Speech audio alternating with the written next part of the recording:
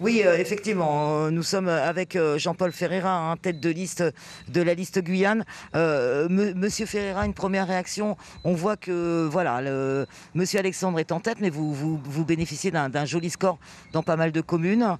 D'après vous, qu'est-ce qui va se passer si Monsieur Alexandre n'obtient pas les 50% au premier tour? Vous envisagez quoi? Écoutez, je voudrais d'abord adresser mes premiers mots donc, à toutes les personnes qui nous ont soutenus, toutes les personnes qui se sont mobilisées pour que l'on ait ce score donc, pendant ce premier tour. Je voudrais tout particulièrement donc, remercier les personnes qui se sont mobilisées sur l'ensemble du territoire, tous nos soutiens, toutes les personnes qui ont compris notre message. Et je voudrais insister sur une deuxième chose. Vous savez, le fait d'avoir maintenu ces élections dans ce contexte-là nous amène à ce résultat. On n'a jamais eu ce taux record d'abstention sur une élection locale, je dis bien locale. On les a connus sur les européennes par exemple, mais jamais sur les élections locales. Aujourd'hui, ceux qui ont pris cette décision, en toute connaissance de cause, devront assumer cette responsabilité-là.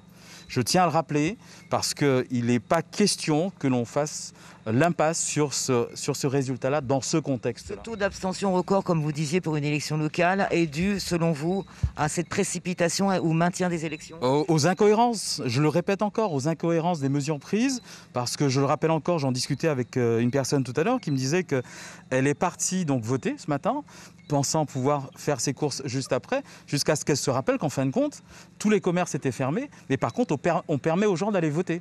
Donc ce contexte-là d'incohérence a permis effectivement d'avoir ce taux exceptionnel d'abstention en Guyane.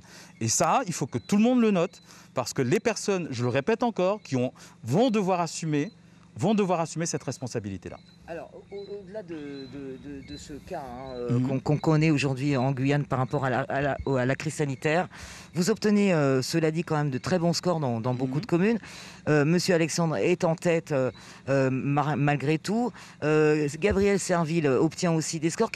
On imagine une fusion? Sous réserve, bien évidemment, de la confirmation de ces résultats et de la tendance que l'on a donc à cette heure-ci, effectivement, on s'achemine vers un second tour. Bien évidemment, pour notre part, et on l'avait déjà largement annoncé, il est question pour nous d'un véritable rassemblement autour des partis évidemment qui le souhaitent et des listes qui le souhaitent pour que l'on soit en mesure de proposer ce changement tant attendu par une majorité, je dis bien par une majorité de la population guyanaise. Dernière question, on est à Saint-Laurent-du-Maroni, donc on va analyser un petit peu le vote de Saint-Laurent-du-Maroni. Rodolphe Alexandre obtient un très bon score pour ce premier tour à Saint-Laurent-du-Maroni. Il avait obtenu de mémoire en 2015 uniquement 14% des suffrages au premier tour des élections de 2015. D'après vous, pourquoi ce score de 14% et maintenant de 50%?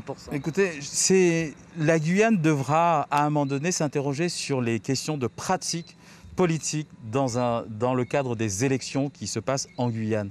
Je crois que tout un chacun est aujourd'hui témoin de la manière dont les choses se passent. Sur ce déroulé de campagne, avec tous les événements que l'on a pu connaître par ailleurs, je pense que les Guyanais, à un moment donné, vont devoir se saisir de ça, de prendre conscience de cet état de fait-là, pour que l'on puisse être en mesure d'exercer la démocratie en Guyane en toute conscience et en toute liberté. Parce qu'on voit bien à quel point l'équipe sortante a mis les moyens nécessaires, a bénéficié de moyens que l'on n'avait pas, a bénéficié par ailleurs de communication institutionnelle en amont des élections. Et donc tout cela défavorise forcément les autres. Vous n'aviez pas d'ancrage à Saint-Laurent ? D'ancrage à Saint-Laurent, on l'a parce que effectivement, donc par rapport aux résultats que l'on a, les résultats sont plus qu'honorables. Et je voudrais d'ailleurs remercier toute l'équipe qui est derrière moi par rapport à sa mobilisation pendant les 3 semaines de campagne, parce que ça a été compliqué dans ce contexte. Je le rappelle, avec une campagne essentiellement numérique, avec toutes les contraintes que l'on pouvait avoir par ailleurs, mais ça a été une belle campagne. On est très très fiers de notre campagne sur l'ensemble du territoire. Ça a été une campagne, je le rappelle, propre, digne, et c'est ce que l'on veut répéter à chaque fois. Voilà. Merci beaucoup pour votre réaction. Voilà ce que l'on pouvait...